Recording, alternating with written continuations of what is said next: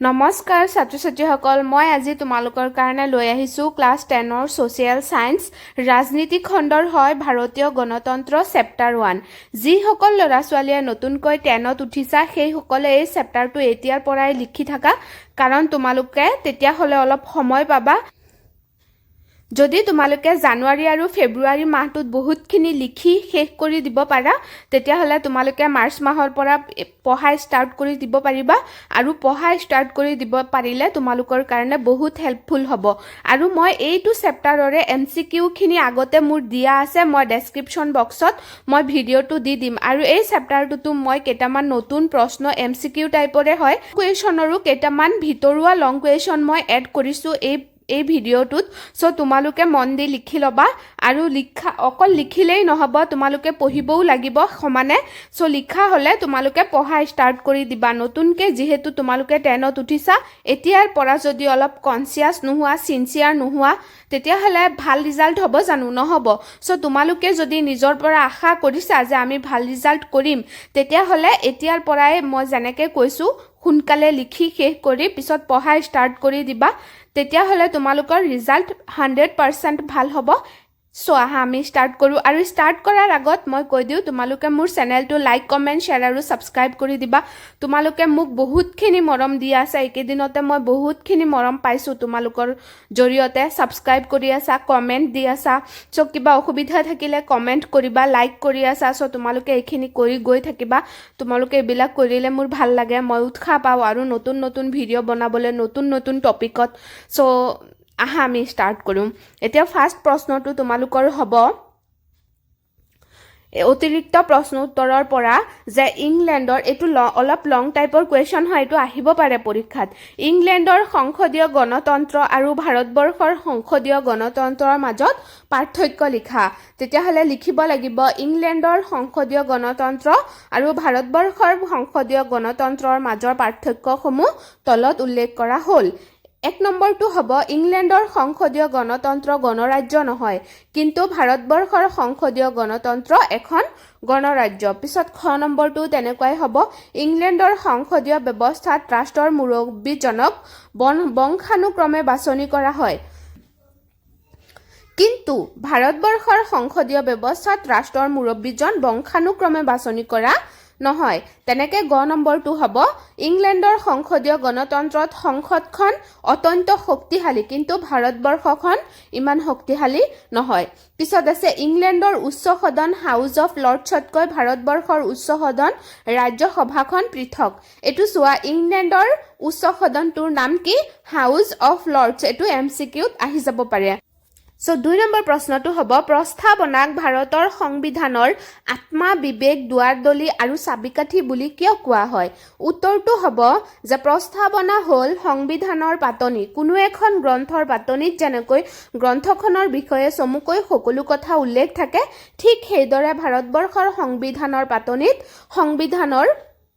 সংবিধানৰ মূল বিষয়বস্তু সম্পৰ্কে বিৱৰণ আছে সেয়েহে প্ৰস্তাৱনাক ভাৰতৰ সংবিধানৰ আত্মা বিবেক দুৱাৰদলি আৰু চাবিকাঠি বুলি কোৱা হয়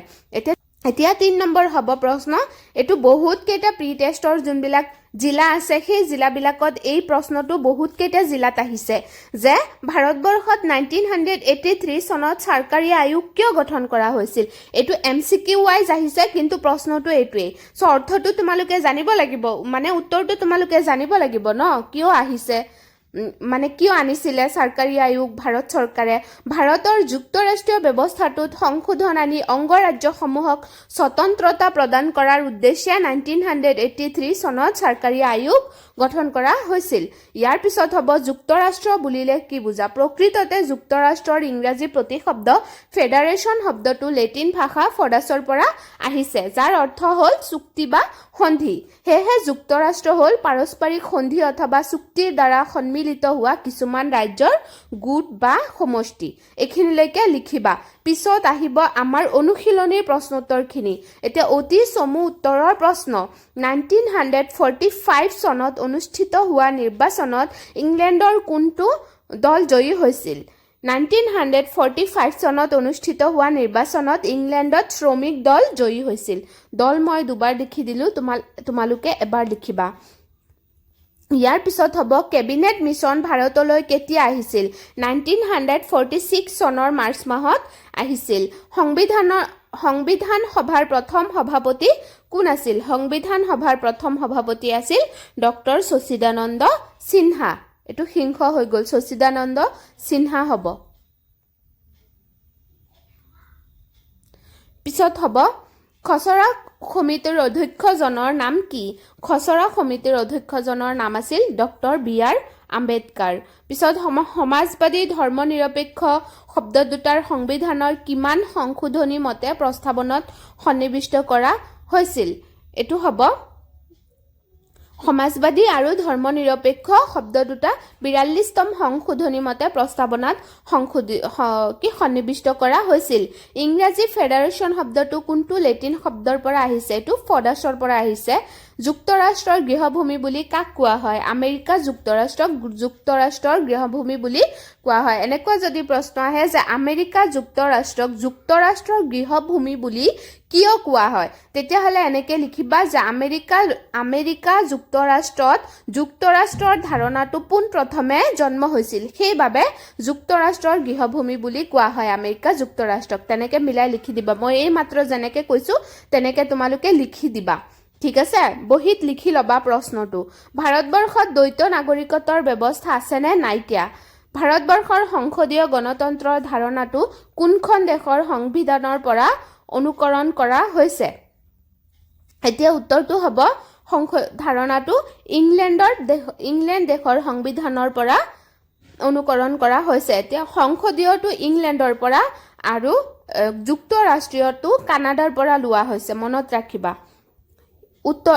এতিয়া হ'ব চমু উত্তৰৰ প্ৰশ্ন ব্ৰিটিছ চৰকাৰে কেবিনেট মিছনক কিয় ভাৰতলৈ পঠিয়াইছিল ভাৰতবৰ্ষৰ বাবে এখন সংবিধান ৰচনাৰ কাৰণে প্ৰয়োজনীয় পৰিৱেশ আৰু প্ৰস্তুতি চলাবৰ অৰ্থে ব্ৰিটিছ চৰকাৰে কেবিনেট মিছনক ভাৰতবৰ্ষলৈ পঠিয়াইছিল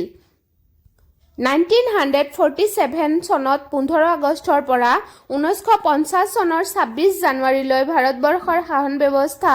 কি আইনৰ ভিত্তিত চলিছিল আৰু আইনখন কোনে প্ৰস্তুত কৰিছিল এতিয়া হ'ব উত্তৰ 1935 চনৰ ভাৰত চৰকাৰ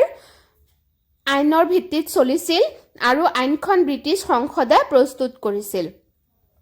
প্ৰস্তাৱনাত আমি ভাৰতীয় জনসাধাৰণে বুলি কিয় উল্লেখ আছে প্ৰস্তাৱনাত আমি ভাৰতীয় জনসাধাৰণে বুলি উল্লেখ কৰিছে কাৰণ সংবিধানখনৰ ৰচক ভাৰতীয় জনগণ সংবিধানখন ভাৰতীয় জনগণৰ বাবেই তৈয়াৰ কৰা হৈছে আৰু জনগণই সংবিধানৰ আঁৰত থকা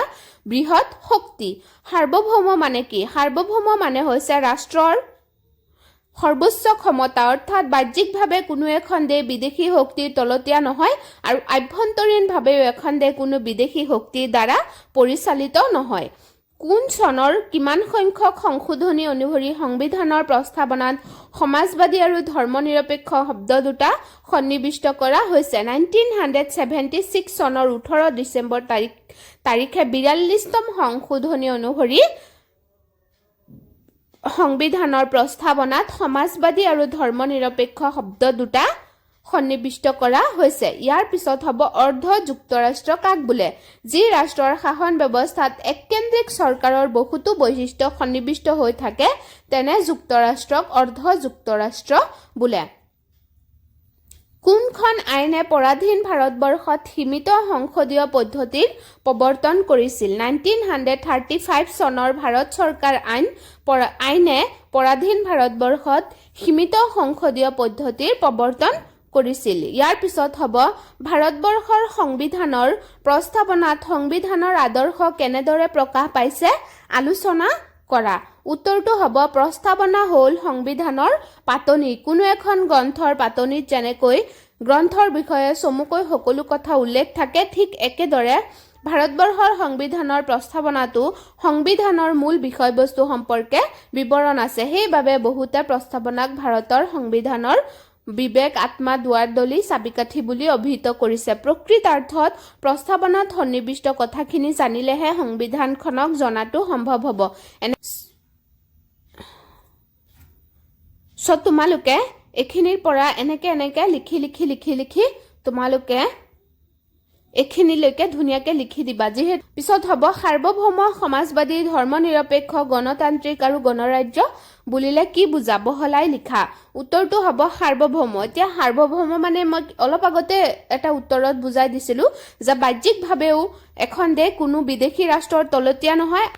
আৰু আভ্যন্তৰীণভাৱেও কি নহয়, বিদেশী শক্তিৰ দ্বাৰা পৰিচালিত নহয়। পিছত সমাজবাদী মানে হ'ল এটা শ্ৰেণীহীন সমাজ ব্যৱস্থা য'ত কোনো ধনী দুখীয়া নাথাকে, উৎপাদন ব্যৱস্থা ৰাষ্ট্ৰৰ দ্বাৰা নিয়ন্ত্ৰিত হয় আৰু সমাজবাদী ব্যৱস্থাত সম্পদৰ সমবিতৰণ হয়। পিছত হ'ব ধৰ্ম নিৰপেক্ষ। এতিয়া ধৰ্ম নিৰপেক্ষ মানে কি, নিৰপেক্ষ মানে নিউট্ৰেল,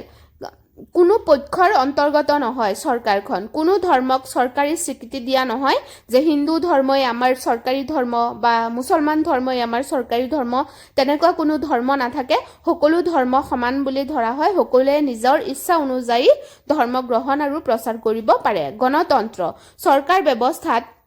য'ত এটা নিৰ্দিষ্ট সময়ৰ অন্তৰে সাধাৰণ নিৰ্বাচন অনুষ্ঠিত হয় আৰু ইয়াৰ জৰিয়তে কি কৰে, জনগণৰ প্ৰতিনিধি নিৰ্বাচন কৰে আৰু সেই প্ৰতিনিধিয়ে কি চলায়, দেশখন চলায়, মানে চৰকাৰ চলায়। আৰু এতিয়া গণৰাজ্য ৰাষ্ট্ৰপ্ৰধানজন বংশানুক্ৰমে শাসনত অধিষ্ঠিত নহয়, তেওঁক জনগণে পৰোক্ষভাৱে এক নিৰ্দিষ্ট সময়ৰ বাবে নিৰ্বাচিত কৰে। পিছত হ'ব নেহেৰুৰ উদ্দেশ্য সম্পৰ্কিত প্ৰস্তাৱকেইটা আলোচনা কৰা। উত্তৰটো হ'ব